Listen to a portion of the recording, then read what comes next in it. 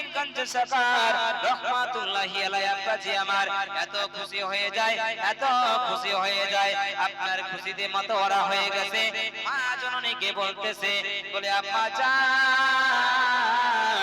আর আমি এমনিতে থাকতে চাই না, আর আমি এমনিতে থাকতে চাই না, এখন আমি একটা নিরিবিলি জায়গায় গিয়ে আল্লাহ পাকের ইবাদত করতে চাই। জোরে বলেন।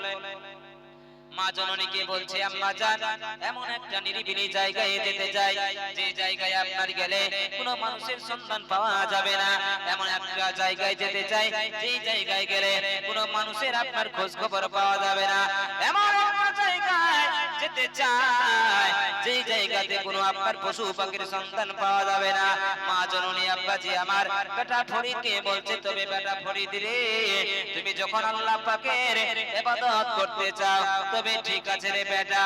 তখন মা জননী আপনার হাতে করে দুইখানা আপনার রুটি দিলেন আর এক লোটা আপনার জল দিলেন, বলে বেটা ফরিদ তোমায় যখন খিদা লেগে যাবে এই রুটি দুইখানা তুমি খেয়ে নেবে, আর এই জল দিলাম তোমাকে, এই জলটাকে তুমি খেয়ে নেবে।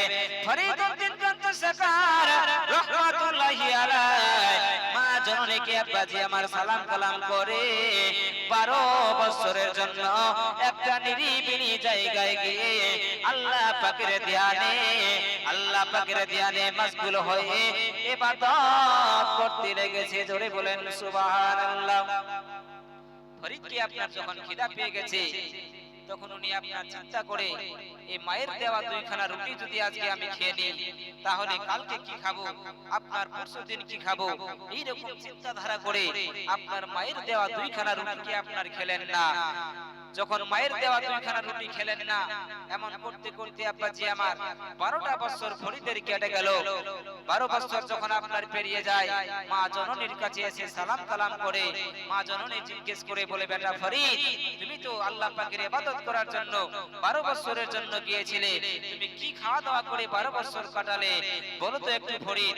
ফরিদউদ্দিন বলছে, আম্মা জান আমি তো আপনার 12 বছরের জন্য গিয়েছিলাম, কিন্তু আপনার দেওয়া দুইখানা রুটি আমি খাই নাই, আপনার দেওয়া জলটাকে আমি খাই নাই। ওগো মা, আমি যে 12 বছর কাটিয়েছি অনাহারে আপনারে কাটিয়ে দিয়েছি। মা জননী সঙ্গে সঙ্গে ফরিদ কি আপনার একটা এমন জোরে তামাচা মেরেছে আর বলছে, বেটা ফরিদ তোমার মতো কুলঙ্গর সন্তান আমি পৃথিবীর জমিনে দ্বিতীয় কাউরে দেখি নাই, কারণ তুমি যে আপনার 12 বছরের জন্য আল্লাহর ইবাদতে গিয়েছিলে, এই 12 বছরের ইবাদত তোমার জন্য বেকার হয়ে গেছে রে বেটা ফরিদ, কারণ তুমি যে একটা হালাল রুজিকে 12 বছর দিয়ে আপনারা ধোঁকা দিয়েছো, এই কারণে তোমার এই 12 বছরের ইবাদত আল্লাহর দরবারে বেকার হয়ে গেছে। জোরে বলেন। ও বেটা ফরিদ তোমার 12 বছরের ইবাদত বেকার হয়ে গেছে, যাও যাও যাও আমার দরবার থেকে তুমি বেরিয়ে যাও, তোমার মতো সন্তান আমার বাড়িতে থাকা না থাকাই ভালো হবে।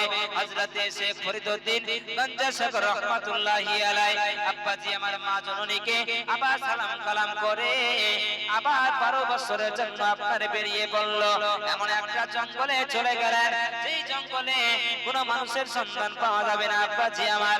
ওই জঙ্গলে যাওয়ার পরে হযরত শেখ ফরিদউদ্দিন গঞ্জ সরকার রহমাতুল্লাহি আলাইহি আপনার আল্লাহ পাকের ধ্যানে মশগুল হয়ে ইবাদত করতে লেগেছে।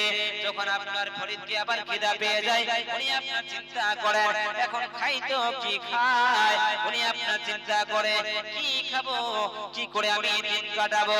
ফরিদউদ্দিন গঞ্জ সরকার রহমাতুল্লাহি আলাইহি তিনি আপনার যখন খিদা পেয়ে যায় তখন গাছের লতা পাতাগুলোকে ছিঁড়ে ছিঁড়ে আপনার 12 বছর ধরে আপনার ভক্ষণ করলেন।